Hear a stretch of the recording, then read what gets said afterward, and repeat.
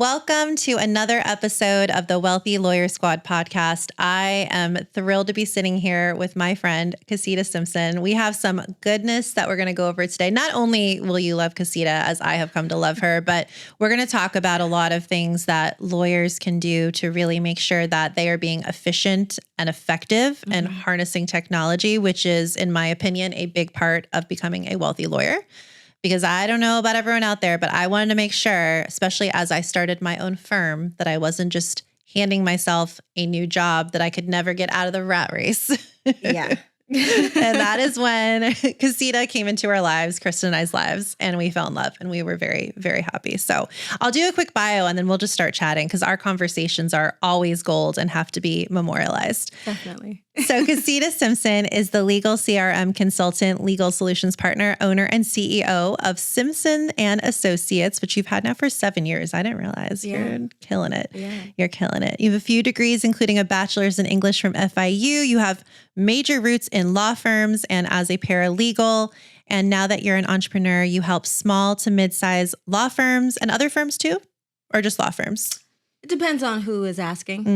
Only for the cool people. Got it. Navigate legal complexities and scale processes. Casita is passionate about supporting community. I love that. Combat food insecurity and charities. So I love that. And I love you. I mean, seriously, as soon as we met, I just knew that we were going to connect not only on a personal level, but on a business level. Yeah. And Kristen and I hired Casita, 2 months ago now? Yeah, time has really flown by.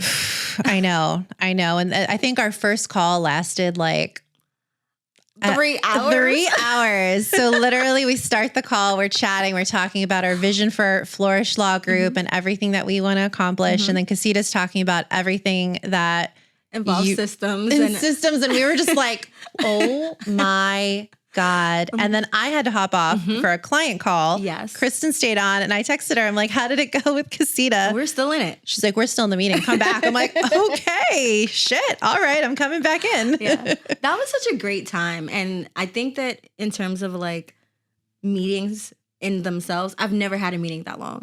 Not one with someone that had just met. We had great chemistry. I know. And I think that more than anything, I would have probably been sad if we didn't get to work together because it was such a highlight of my day. Same.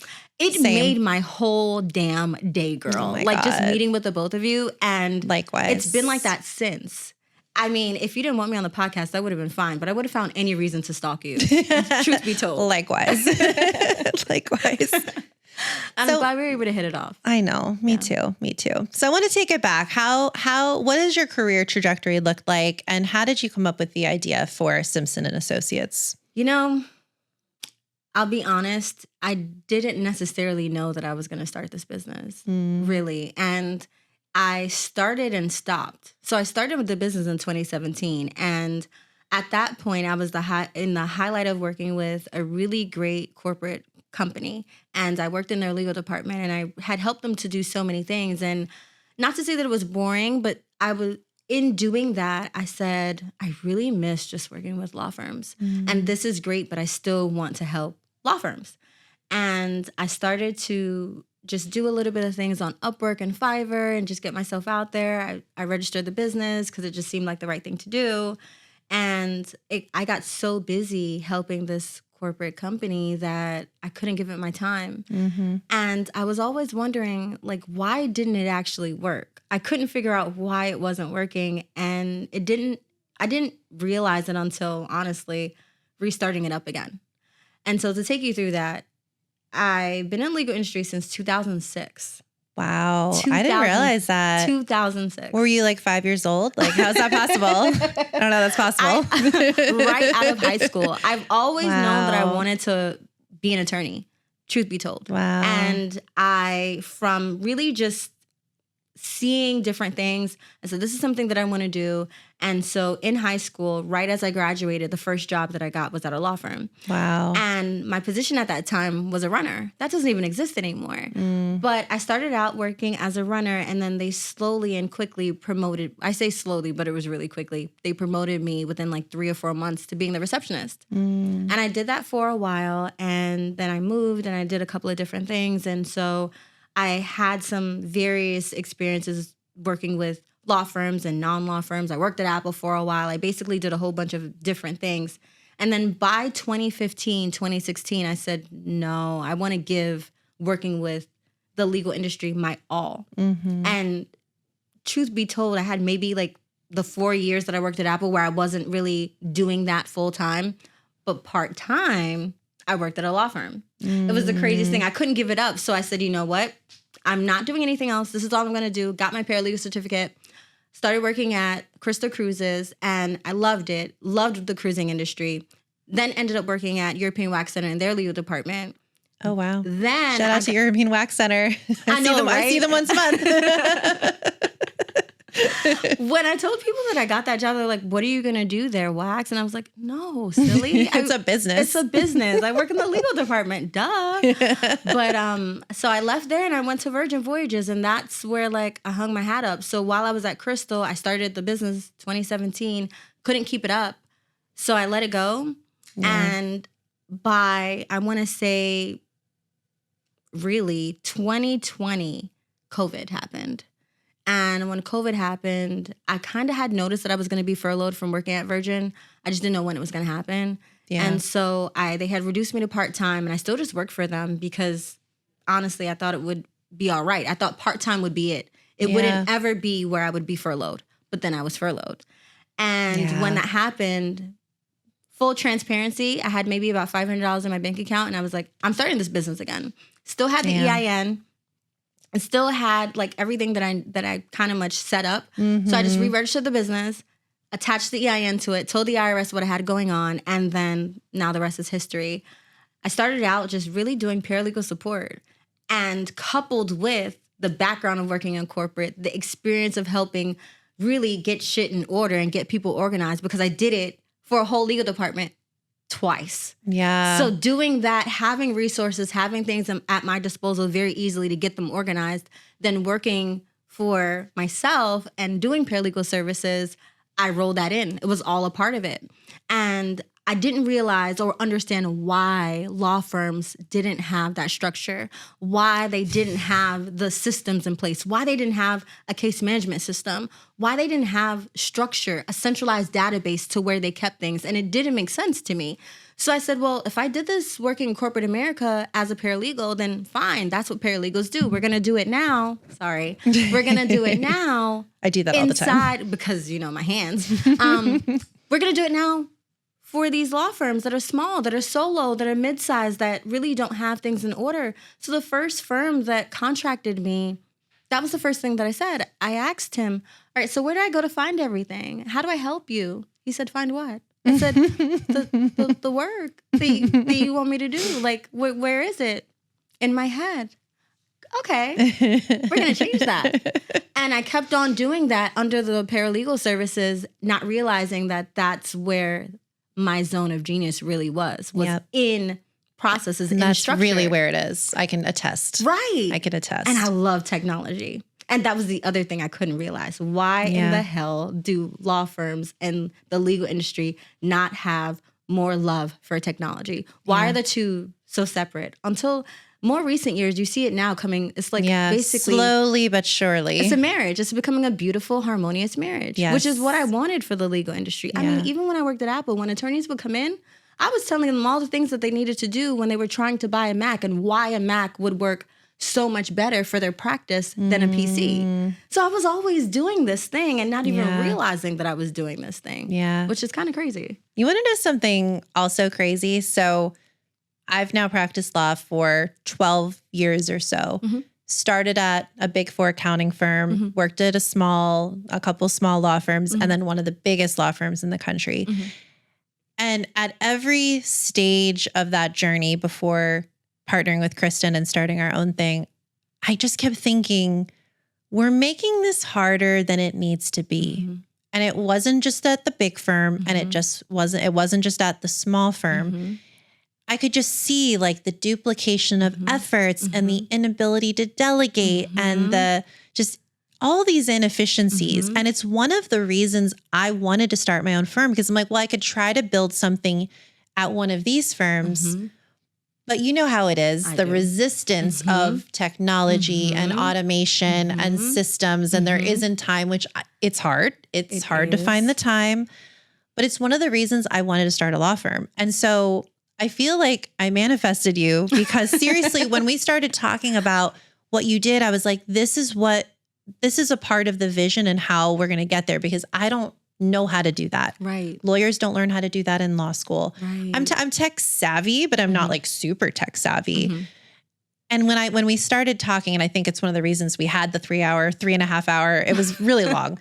I was like, yes, this is what I have been looking for. And this is what we need to be able to grow and to be able to be a boutique law firm that we can take vacations and I can go spend time with my kids and we can build out a team that we can empower to do their roles so we can win. Yes. So I don't know. It's just it's so crazy to sit here and like talk about it with you, because I'm like, I needed you. I didn't know you and I didn't know exactly what I needed. Yes. But when it all came together, it's just like amazing. Yes. Seriously. Agreed. Seriously. I had one client legit be able to take weeks at a time off.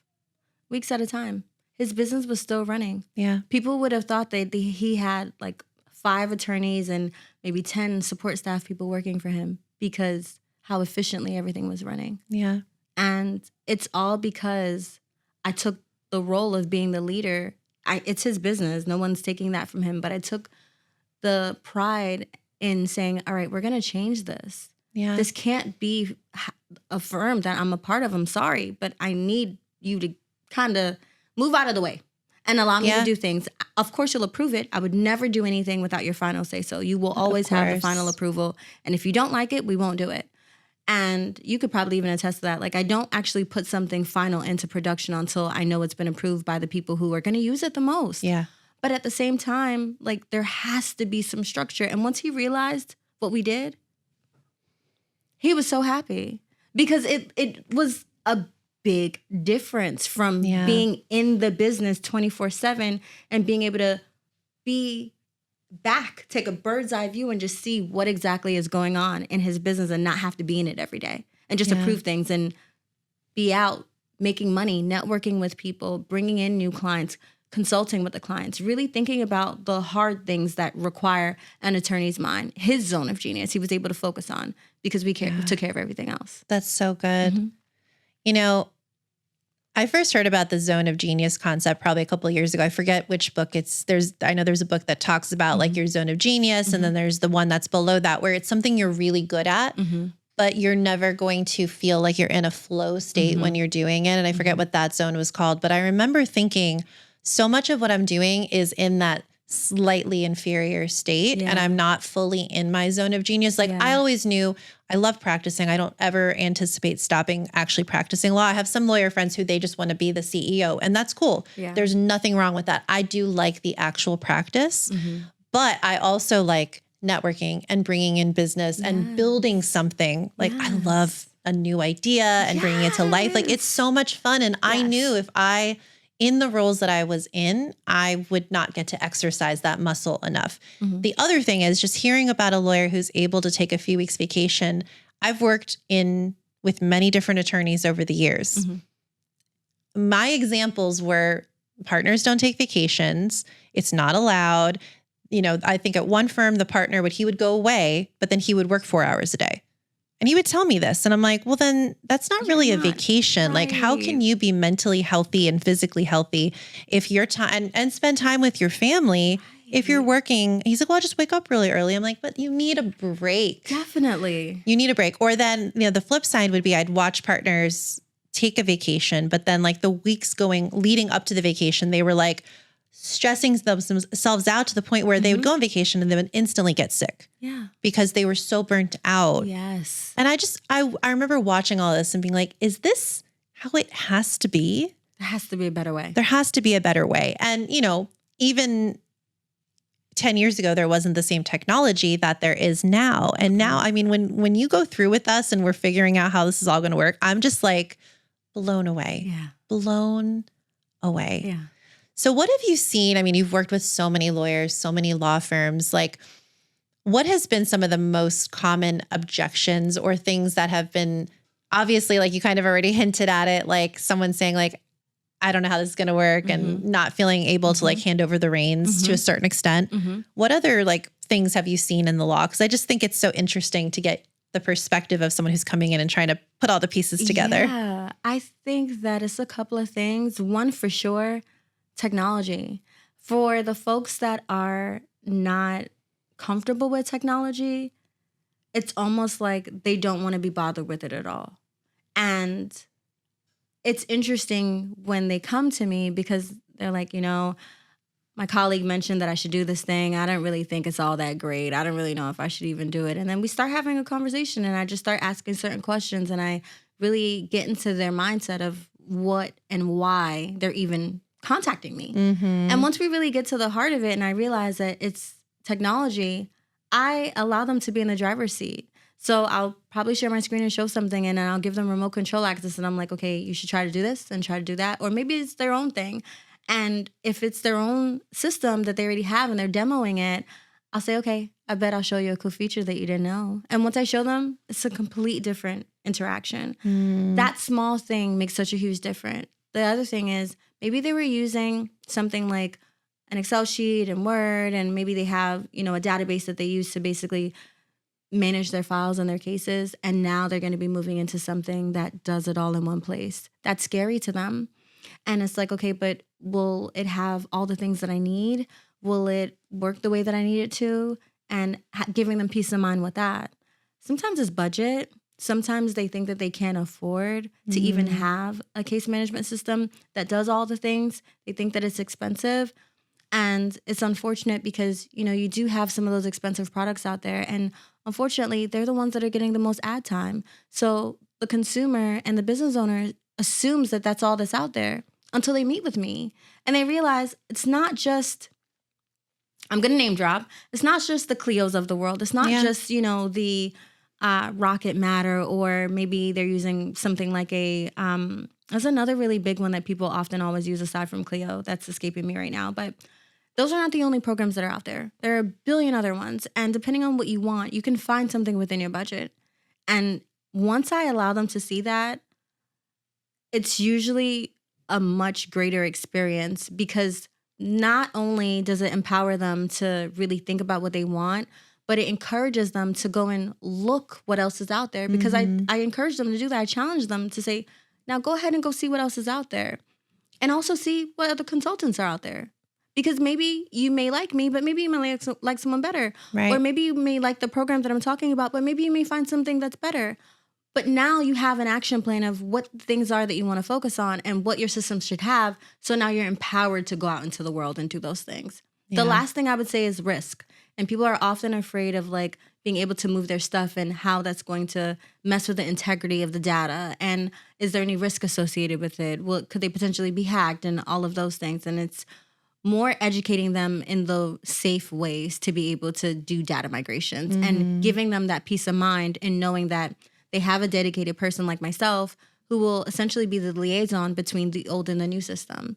And I take that burden off of them in having to spend that time confirming that the data is going to be ported over properly because I'm assuming that role for them. So it also brings peace of mind. Sometimes when people don't know something, it often creates this fear and anxiety of like, well, maybe I can't do it or maybe it's not possible. But once you start to really get help, you realize that anything's really possible, especially where technology is concerned. And I'm not going to sit here and say, hey, technology is like amazing and it doesn't have any shortcomings. Like humans, there are times where things don't work right. The other day I was in a Zoom and my whole computer froze.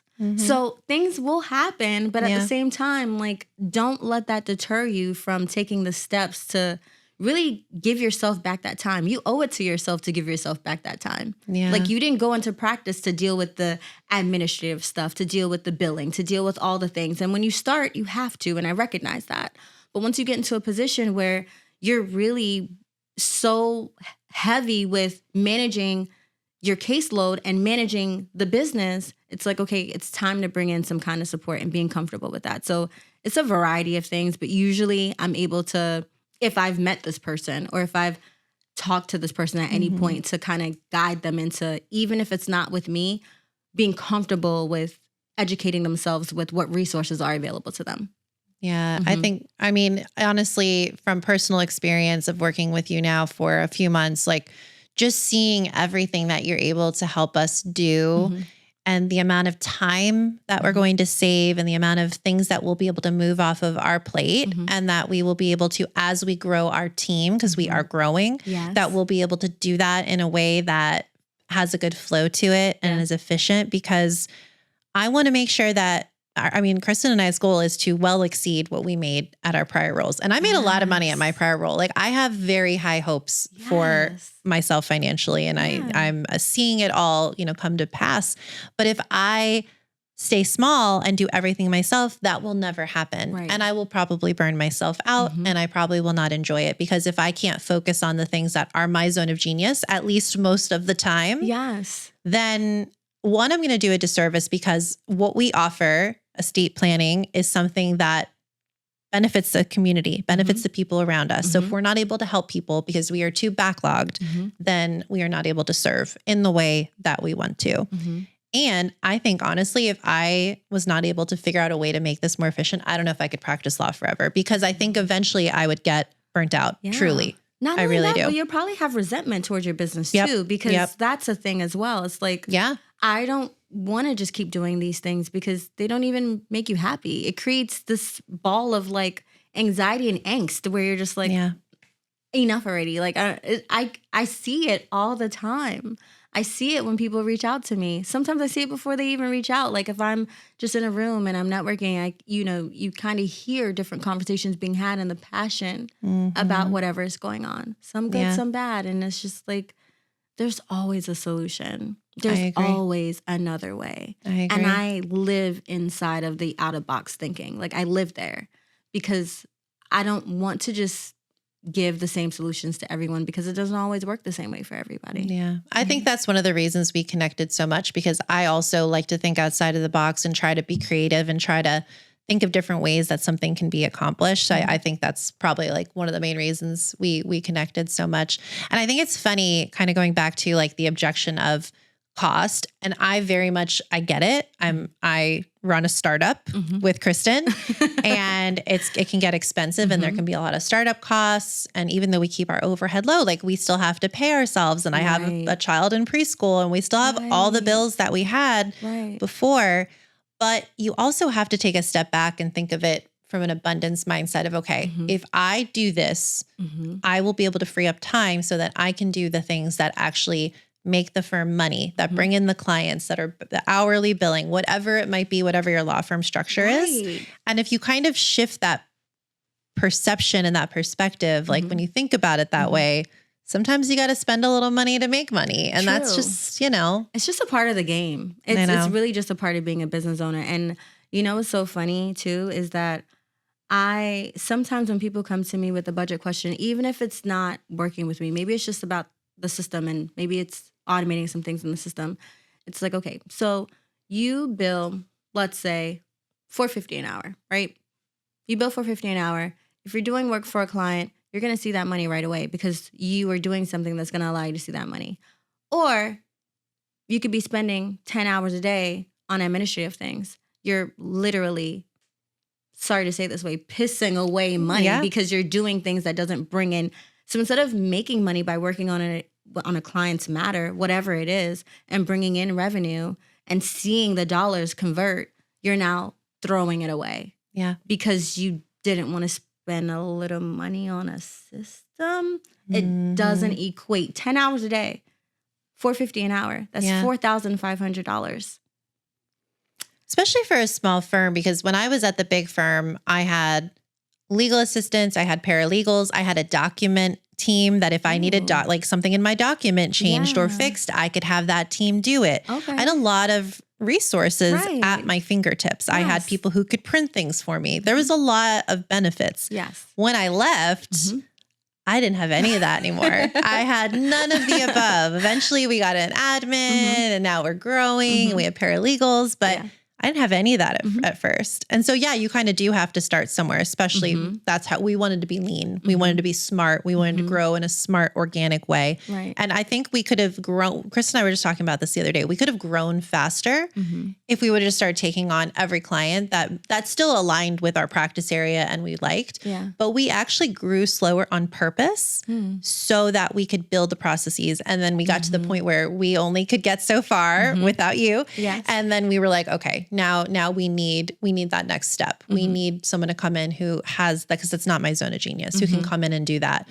Because we realize like that is how we will grow. That is how we will become a successful woman-owned law firm. Yes. And that we will continue to, continue on, because how many small businesses don't make it.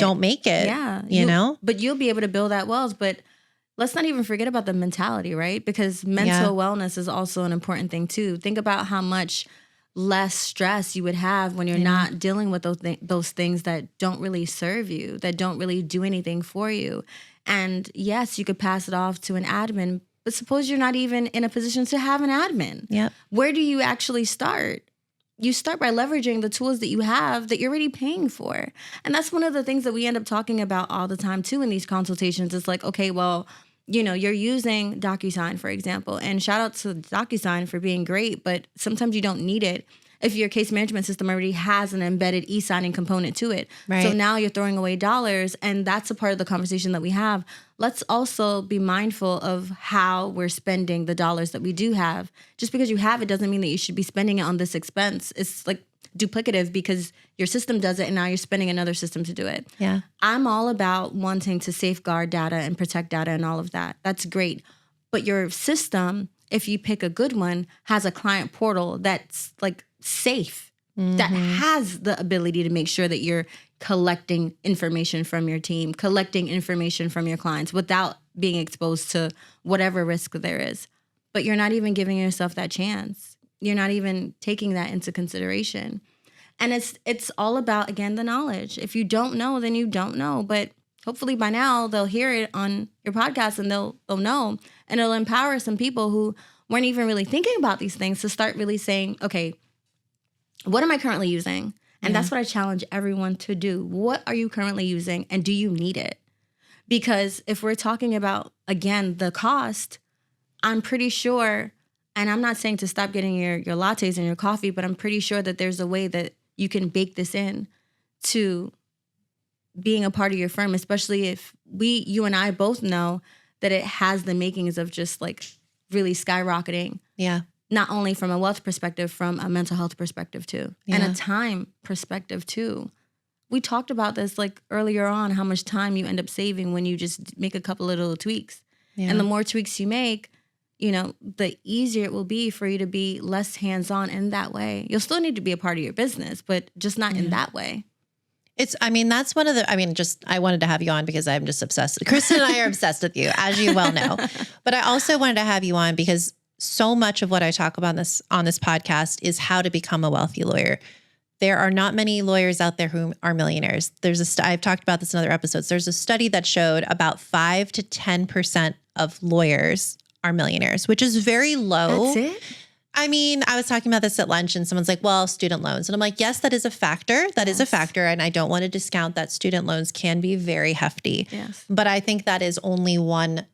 I think it's not even a big factor because you can figure out ways to pay off your loans. Definitely. It might take a long time and maybe it's because they get forgiven, whatever it is. Right. But it's lifestyle inflation. It's keeping up with the Joneses. And I think a big part of it too is just not being mindful of money. I think a lot of attorneys, and I'm guilty of this in the past, just focused on work, building the career, But, I'm making this money. What am I doing with that money? Right. How am I making sure that money works efficiently for me? How am I making sure that I have multiple streams of income? So if one stream dries up or whatever it might be, or I decide to pivot, those are, I think, some of the really big reasons why that is the case. And so I wanted to have you on because I want people out there to know whether they're in law school now or they are a new lawyer, they're starting a law firm, or they're helping a firm grow, or they're at a big firm, whatever it is, there are options that can improve your career and the effectiveness of your career and your wealth building techniques. Definitely. And I just think it's so important for people to realize this because it's not talked about that often in the law.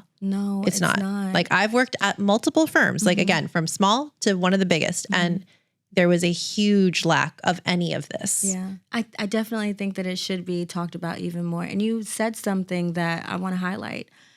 You know, yes, I'm obsessed with case management systems, but it's for a valid reason. You mentioned being able to really maximize where you're spending your money. There's oftentimes firms that spend money in advertising, that spend money on networking, that spend money on all these different things, and they never really get a really good, honestly, way of being able to say, you know what, that's a really good return on my investment. That's a really good return on my investment. That was piss poor. That didn't really do anything for me. I need to get rid of that and phase it out. But the beauty of the system, depending on the one that you have, is you see that right on the we talked about this. You see it right there on the dashboard. Yep. You plug in the right information and you're able to see, okay, you know, I am a part of $1 Million Weekly. I'm making something up. And $1 Million Weekly brings me in 5 clients every week. Keep that. Because, okay, bringing in 5 clients every week and 3 of those 5 convert into actual clients. Keep that. Whereas, you know, maybe you have a membership with maybe the Better Business Bureau, for example. Attorneys could do that as an option. I had an attorney that was doing that. But maybe they bring in 15 and maybe none of them pan out. So you see the volume of the 15 every week and you think that that's doing something and you keep it on mistake, thinking that someone's converting from that when no one is actually converting.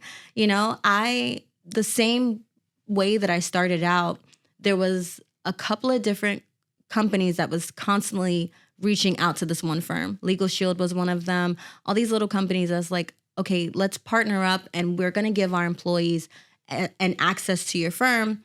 And you have to just give them a small discount. Well, it sounded great in theory, but because I helped him build out that database, we saw that it wasn't really converting the way that he had anticipated that it would. So you stop offering it. But you can't stop offering something if you don't have the education and the numbers, because numbers don't lie. Right. If you don't have the numbers to support that, you'll constantly be in this loop of spending money on things that aren't really worth your time. If you're in something like maybe a BNI, for example, and you have one person in BNI who's like amazing at being a referral partner, where every time they refer you someone, it's a warm lead, it converts to a client, that client stays on a long time, amazing. But is anyone else in your BNI doing that? Because maybe this person should just be a referral partner of yours and you treat them nicely. You gift them once a year. You do something. You take them out on a nice dinner or whatever the case is to show that you value all the conversions that they've been giving you. Yeah. But maybe the group in itself, not telling anyone to not do that, but for that person or that firm, maybe it doesn't actually make sense. Yeah. I think it's just being aware and having mechanisms to track what you're doing, how you're converting, your automations, whatever it might be, and just knowing, keeping an eye on the ball because it's so easy to just be busy. I got 80 emails today between like this morning and now. I'm like, what happened? What happened? You know, like it's so easy to just get very inundated. But if you're not keeping your mind on your money and your mind on the game and on the ball, like you will just be spinning your wheels in so many things. Definitely. So many things. It's easy to do though, Lauren. Yeah, very. Super easy. Very. I do it all the time. Yeah. I mean, as a business owner myself, like it's very easy to get sucked in and it's just like you get all these different things and it's bright and shiny. You want to talk about loving new things. I'm obsessed with new things. Yeah. But just because it's new doesn't mean that I need to now. It's so quick to exhaust all of your expenses that you've accumulated because you want to bring more into your business. That you just sign up for the wrong thing. And it's okay to do it, but just don't do it forever. Learn from your mistakes. I definitely had to learn. Yeah. I had to learn because Kristen and I always say like, I'm the wow and she's the how. Like I love new things. I love new ideas. I'm like, oh yes, let's do that and that and that. And it's so easy to do. And before you know it, you're like, oh my gosh, now our expenses are X. That's really not what we had anticipated. So then going back and saying, okay, what can we trim? What's working? What's not working? But if you're not tracking and you're not really keeping your eye on the ball, it's really hard. It's really hard to do that. Definitely. Oh my, I think there's a lot of people out there who are either running law firms or thinking about running law firms that may have a lot of questions. Yeah. So I want to kind of wrap this up because I think that we're ending on like such a great note. Agreed. So if someone is interested, number one, who's like your ideal client? And if someone's interested in working with you or just learning more about you and your business, how can they find you? Yeah. So to answer the first question, my ideal client is going to be anyone that's struggling with getting out of their own way. Maybe they have processes already documented, but they don't know what to do with them. Maybe they just got a system like Logos or maybe Lawmatics or something like that, or maybe even Practice Panther. And they're wondering, I don't know how I move. What do I do? Did I pick the right system? Though all of those things are like things that I love to talk about. Or maybe they're brand new. They just left working big law and now they want to start their own thing and they don't know the first thing to do when it comes to their system or what process to set up or what area to focus on with their processes. I am more than happy to help someone with that. And if you want to find me, you can go to our website, simpson-asssoc.com. You can also call us. Our number is 877-239-0593. We're on socials, Instagram, LinkedIn, Facebook, but I also have a YouTube channel. And I spend a lot of time just educating people on how to set systems up on their own. Because I often understand that sometimes people are not ready or not available to work with me. Some people want to get started, but they just don't have the time. Yeah. So they can go to YouTube, watch a couple of videos, and kind of figure it out on their own. And then when they're ready, they can call me. So the YouTube channel is Cass, C-A-S, Loves Tech. Because I'm obsessed with technology. Oh, I love that. We'll put all the information in the show notes because I know people are going to be really interested. Like I said, I mean, it has been a big game changer for us. And I know we're just getting started. Like seriously, I think if someone has a vision and they want to make it happen, like if you're like I said, I'm the wow. And so I'm like, ooh, let's do this. And I have all these grand ideas, but you actually have to have a system behind it to make that idea actually come to fruition. So this was so amazing. Thank you so much for coming on the podcast. Thank you for having me. I just love hanging out with you. I just feel like I love hanging out with you. And then I love recording conversations with the cool people in my life because I'm like, how often are we like, we should have been recording this? I know. Like this was gold. I feel like that happened the last time we had a meeting. It was like, this should have been documented. I know. We should have, there were so many gems. I know. I love our sessions though. Like me too. I really, really do. Like me too. Processes are my jam. So when we had that brainstorming session the other day, I was like, can we do this more? And I know you guys are so busy and I feel so awful for like soaking up all of your time. No, I just love being around you guys. That I'm like, can we just do another brainstorming session? Can we just do it over food? Can we just block out a whole half a day and just say we're going to focus on this? Please. I'm here for it. Don't tempt me with a good time. Girl. Oh my gosh. Well, thank you so much for coming on. This was absolutely amazing. Love you. I love you. Thanks everyone.